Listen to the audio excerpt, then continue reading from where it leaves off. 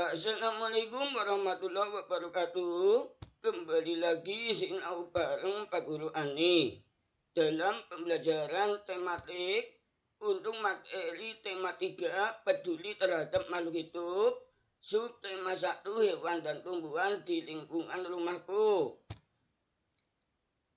Pada kesempatan kali ini MUPEL yang kita akan pelajari yaitu MUPEL PPKN dan Bahasa Indonesia. Sebelum masuk materi video pembelajaran kali ini, Pak Guru akan menyampaikan tujuannya. Yang pertama yaitu agar siswa mampu mengimplementasikan manfaat tumbuhan dengan hak dan kewajiban kita agar kelestarian tumbuhan dan lingkungan sekitar tetap terjaga. Tujuan yang kedua, siswa mampu membuat karya seni kolase dengan bahan alami yaitu yang berasal dari tumbuhan atau tanaman sebagai hiasan di rumah. Mudah-mudahan video kali ini bisa bermanfaat untuk kalian. Baik anak-anak, tentunya kalian tahu yang namanya hak dan kewajiban yang sudah pernah Pak Guru sampaikan pada pembelajaran pada tema 2. Apa itu hak dan kewajiban? Baik, kita akan bahas satu persatu yaitu hak itu apa, kewajiban itu apa. Hak dan kewajiban melekat dalam diri setiap orang sejak lahir. Hak adalah segala sesuatu yang seharusnya kita terima dan penggunaannya tergantung kita dengan rasa tanggung jawab. Sedangkan kewajiban adalah segala sesuatu yang harus kita laksanakan. Dalam pelaksanaannya, kita harus menjalankan kewajiban terlebih dahulu, kemudian baru mendapatkan haknya. Sama seperti kita bekerja, kerja dulu baru mendapatkan haknya yaitu yang namanya upah. Hak dan kewajiban terhadap tumbuhan dan lingkungan. Letak geografis Indonesia sangat mempengaruhi Indonesia memiliki keanekaragaman tumbuhan yang terbesar di dunia, yang tersebar di setiap daerah atau pulau. Indonesia tentunya itu memiliki banyak sekali keanekaragamannya yaitu tumbuhan, di mana tumbuhan itu berada di setiap daerah maupun pulau-pulau yang ada di Indonesia yaitu dari Sabang sampai Merauke. Ternyata dengan letak geografisnya, tumbuhan-tumbuhan yang tersebar di setiap pulau itu menjadikan Indonesia itu merupakan negara yang memiliki keanekaragaman tumbuhan yang terkenal di dunia, sehingga menjadi Indonesia itu memiliki tumbuhan yang paling banyak di dunia, bukan hanya di Indonesia tapi sudah mendunia. Tumbuhan banyak memberikan manfaat bagi makhluk hidup dan lingkungan sekitarnya. Oleh karena itu, kewajiban kita itu adalah apa? Yaitu merawat, menjaga, melestarikannya agar tidak punah dan kita harus bijak memanfaatkan tumbuhan tersebut. Berikut manfaat tumbuhan bagi makhluk hidup dan lingkungan sekitarnya. Yang pertama yaitu menghasilkan oksigen. Kapan menghasilkan oksigen? Yaitu ketika siang hari, yaitu ketika tumbuhan itu melakukan fotosintesis. Nantinya akan menghasilkan oksigen dimanfaatkan oleh manusia dan hewan sebagai pernafasan.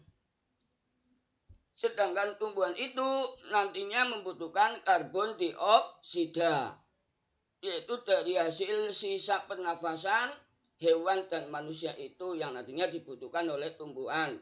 Oleh karena itu, tumbuhan dan makhluk hidup yang lainnya itu saling membutuhkan, yaitu tumbuhan membutuhkan karbon dioksida, hewan dan manusia membutuhkan oksigen.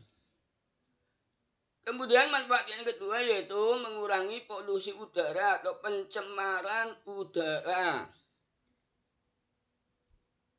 Membantu melindungi tanah yang miring agar tidak mudah longsor, membantu menyerap karbon dioksida dari sisa pernafasan manusia dan hewan. Kemudian menjadi sumber makanan atau bahan pangan, menjadi sumber bahan pakaian atau bahan sandang, menjadi sumber bahan peralatan rumah tangga. Lalu yang terakhir yaitu sebagai bahan obat-obatan. Itu adalah manfaat tumbuhan bagi makhluk hidup dan lingkungan sekitarnya. Bagaimana dengan kewajiban manusia terhadap tumbuhan sesuai pengamalan sila kedua Pancasila? Yaitu kewajiban manusia terhadap tumbuhan yang sesuai dengan pengamalan sila kedua Pancasila. Yang pertama, menanam tumbuhan di sekitar lingkungan tempat tinggal. Itu adalah contoh perbuatan manusia yang sesuai dengan sila kedua. Kemudian yang kedua yaitu merawat tumbuhan di sekitar rumah dengan cara menyirami, menempatkan di tempat yang terkena cahaya matahari yang cukup dan memberi pupuk. Membantu perkembangbiakan hutan pada tumbuhan.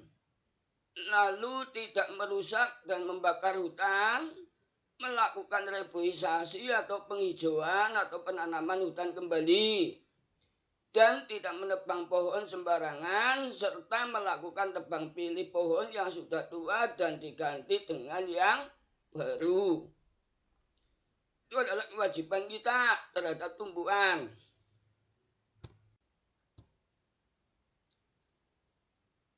Berikut peraturan perundang-undangan tentang perlindungan tumbuhan.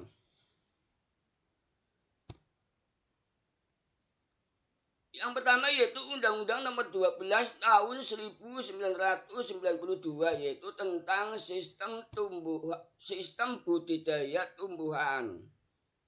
Undang-Undang yang nomor 2 yaitu Undang-Undang Nomor 16 Tahun 1992 tentang karantina hewan, ikan, dan tumbuhan. Peraturan yang ketiga yaitu Peraturan Pemerintah atau PP Nomor 14 Tahun 2002 tentang karantina tumbuhan.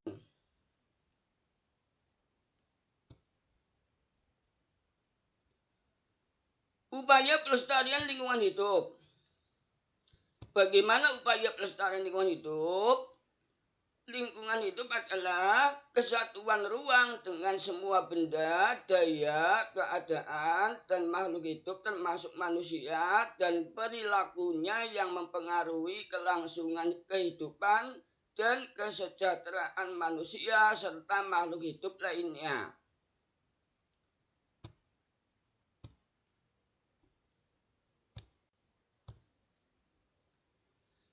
Kewajiban kita dalam menjaga kelestarian lingkungan. Yang pertama yaitu membersihkan lingkungan dari sampah. Kemudian melakukan reboisasi atau penghijauan atau penanaman hutan kembali. Memakai kendaraan ramah lingkungan atau kita menggunakan transportasi publik.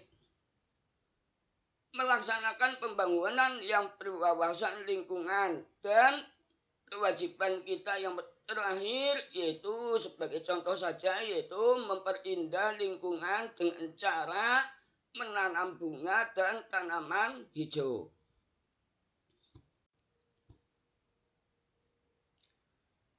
Apa hak kita setelah menjaga kelestarian lingkungan? Setelah kita melakukan kewajiban-kewajiban tadi, hak kita setelah menjaga kelestarian lingkungan adalah kita dapat menikmati udara segar dan sehat. Kemudian memperoleh air bersih dan sehat yang disediakan oleh alam. Memanfaatkan sumber daya alam untuk memenuhi kebutuhan kehidupan sehari-hari. Kemudian memanfaatkan lahan untuk mendirikan berbagai prasarana yang mendukung manusia. Kemudian bebas dari pencemaran atau polusi lingkungan, yaitu seperti pencemaran udara, pencemaran air, pencemaran tanah, pencemaran suara.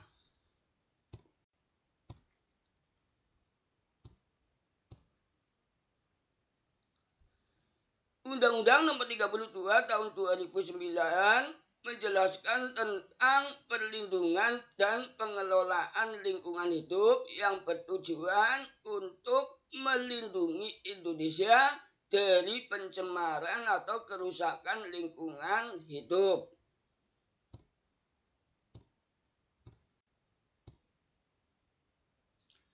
Hasil dari tumbuhan dimanfaatkan oleh manusia menjadi bahan membuat hiasan rumah seperti karya kolase. Apa sih itu kolase? Kolase adalah karya seni rupa dua dimensi yang dibuat dari berbagai macam jenis bahan seperti kertas, kain, kaca, logam, kayu, dan sebagainya, yang ditempelkan pada permukaan gambar sehingga menjadi sebuah karya seni yang indah. Kolase juga merupakan kreasi, aplikasi atau penggabungan yang dibuat dengan menggabungkan teknik lukisan tangan dengan menempelkan bahan-bahan tertentu.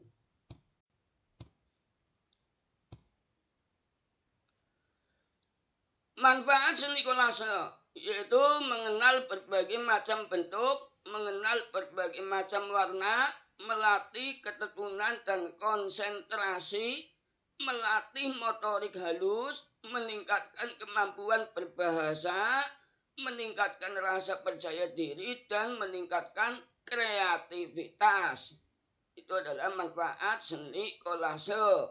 Jadi nanti kalian apabila membuat kolase itu nanti bisa mendapatkan manfaat dari pembuatan kolase tersebut.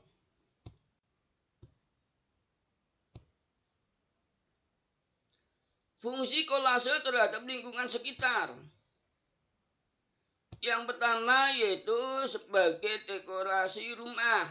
Kemudian yang kedua yaitu sebagai rasa atau bentuk kepedulian kita bagi seseorang terhadap lingkungan sekitar. Unsur-unsur dalam seni kolase itu ada yang namanya bidang. Bidang adalah unsur seni rupa berupa permukaan yang datar, yaitu bidang horizontal, vertikal, dan melintang. Kalau horizontal itu yang mendatar, sedangkan vertikal itu yang tegak lurus. Dan yang melintang itu yang gabungan.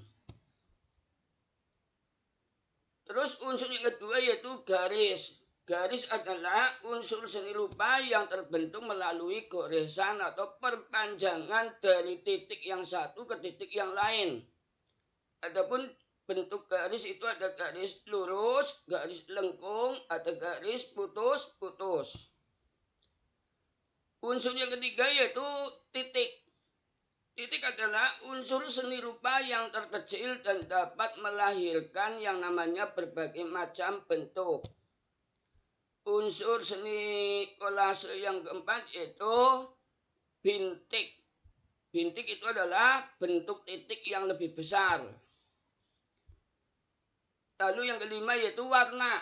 Warna adalah unsur penting dan wujud keindahan yang bisa diserap oleh indera penglihatan manusia. Jenis warna itu ada warna primer, warna sekunder, dan warna tersier.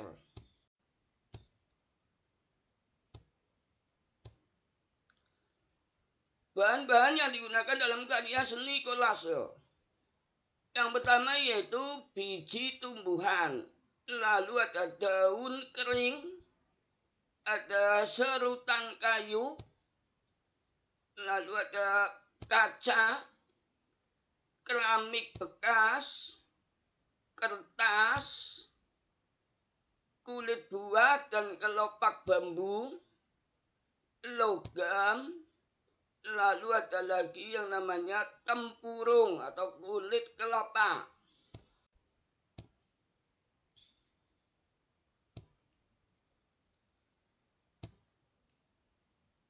Teknik karya seni kolase. Ada beberapa teknik, yaitu yang pertama teknik sobek, lalu teknik gunting, teknik potong, ada lagi teknik rakit, teknik rekat atau menempel, ditempelkan itu yang namanya rekat, dan ada teknik jahit, kemudian teknik ikat. Perbedaan karya seni kolase dengan karya seni mozaik. Ada beberapa perbedaan, yaitu yang pertama, karya seni kolase itu merupakan karya seni tempel yang ditempelkan pada permukaan gambar. Sedangkan mozaik itu karya seni tempel yang dilakukan pada lantai, tembok, guci, vas, lampu, dan lain-lain. Terus perbedaan yang kedua yaitu menggunakan berbagai macam bahan pada satu bidang, itu pada kolase, sedangkan pada mozaik hanya menggunakan satu macam bahan untuk satu bidang. Pada kolase, proses pembuatannya sangat variatif seperti dilem, dipaku, dilas, dan lain-lain. Sedangkan pada mozaik, proses pembuatannya dengan cara memotong bahan kemudian ditempel. Cara membuat karya seni kolase alami. Yang pertama yaitu kalian harus mempersiapkan bahan-bahan alami seperti daun kering, biji-bijian, batok kelapa, rumput kering, bunga kering, kulit telur, kulit kerang, dan sebagainya. Kemudian langkah yang kedua, keringkan bahan-bahan tersebut sebelum digunakan agar kolase tidak berjamur dan membusuk. Langkah yang ketiga, siapkan bahan untuk latar belakang kolase, yaitu seperti kertas karton, kardus, kertas gambar, dan sebagainya. Sebelum menempel benda-benda tersebut, rancang dan gambar terlebih dahulu. Lalu rekatkan bahan-bahan yang disiapkan pada posisinya dengan lem. Biarkan kolase mengering dan kolase siap dihiaskan. Berikut contoh hasil karya kolase. Ada beberapa contoh yang Pak Guru berikan ini, yaitu gambar kolase ikan, yaitu dari bahan daun kering. Ada yang namanya bahan kolase yang terbuat dari bunga yang sudah dikeringkan ini. Kemudian biji-bijian. Lalu ada potongan-potongan kertas ini. Kemudian dari bahan kulit kerang ini. Baik, untuk tugas kali ini, Pak Guru akan memberikan tugas dua macam, yaitu mupel PPKN dan mupel SBTP. Untuk tugas PPKN, coba kalian perhatikan 3 gambar tersebut. Dari gambar A, gambar B, dan gambar C. Itu nanti kalian menjawab pertanyaan-pertanyaan, itu ada 5, yaitu dari gambar A, gambar B, gambar C. Contohnya seperti ini. Yang pertama, apa yang dilakukan orang pada gambar tersebut? Berarti gambar A itu yang dilakukan orang itu apa itu? Di situ yang gambar A, gambar B, gambar C. Jadi antara gambar A, gambar B, gambar C itu di kolom atau tabel itu diisi. Kemudian contoh soal yang kedua itu, apakah tindakan tersebut baik? Beri alasannya, ya. Masing-masing gambar itu diisi. Itu untuk sampai nomor 5, ya. Silakan kerjakan. Kemudian untuk SBTP itu Pak Guru juga akan memberikan soal, yaitu tugas berupa membuat karya kolase. Buatlah karya kolase dari bahan-bahan alami, yaitu dari tumbuhan. Alat yang digunakan yaitu pisau, gunting, cutter. Bahan perekat yaitu lem kertas, bisa menggunakan perekat vinil, bisa menggunakan lem putih atau PVC, lem plastik, ya. Nanti pilih sesuai bahan yang akan direkatkan. Kemudian bahan utama kolase itu nanti kalian bisa menggunakan kertas gambar, kertas kardus seukuran kertas gambar, maupun bahan alami dari tumbuhan yang sudah kering. Itu adalah bahan utamanya. Bahan alami dari tumbuhan yang sudah kering yaitu contohnya biji-bijian, daun, kulit, maupun yang lainnya. Untuk tugas sekolah sekali ini, nanti kalian coba dibuat di rumah sebagus mungkin. Dibuat, nanti kalau sudah kering, boleh kalian difoto, kirim japri ke Pak Guru.